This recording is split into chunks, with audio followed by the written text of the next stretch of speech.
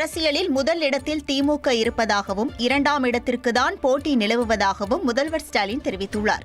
கொளத்தூர் தொகுதிக்கு உட்பட்ட பெரம்பலூரில் இஸ்லாமிய மக்களுக்கு ரம்ஜான் பரிசு வழங்கும் நிகழ்ச்சி நடைபெற்றது.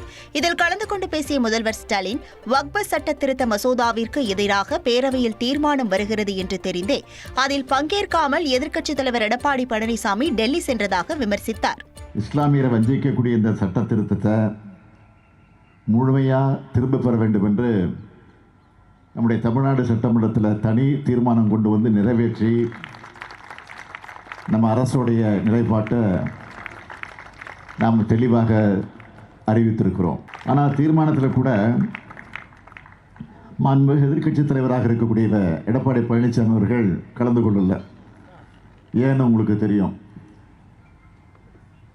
இரவோடு இரவாக திட்டம் தீட்டி விடியற் காலை யாருக்கும் தெரியாமல் விமானத்தை பிடிச்சி டெல்லிக்கு போனார் ஒருத்தர். அவர் தான் எதிர்க்கட்சி தலைவர். அங்கே போய் விமானத்தில் நிலையத்தில் இறங்கி ஒரு 4 கார் மாறி மாறி போயிருக்கிறாரு. ஏதோ கொள்ளடிக்க போகிற மாதிரி போயிருக்கிறாரு. இந்த சட்டத்தை கொண்டு வர போகிற அமித்ஷாவை சந்திச்சிருக்கிறார். இதுதான் முக்கியம். ஆளுங்கட்சி சொல்லிட்டு வர எதிர்கட்சின்னு சொல்லக்கூடிய நிலைக்கு இன்றைக்கி தள்ளப்பட்டிருக்கிறாரு. இதுதான் இன்றைக்கு இருக்கக்கூடிய நிலை. இப்போ 2வது இடத்திற்கு யார் வருவது என்பதில் தான் இன்றைக்கு போட்டி ஏற்பட்டிருக்கிறது அவங்களுக்குள்ள. நம்ம பொறுத்த வரைக்கும் நாம் எப்போதும் நாம் தான் முதல் இடத்துக்கு வரப்போகிறோம். நாம் தான் ஆளுங்கட்சி.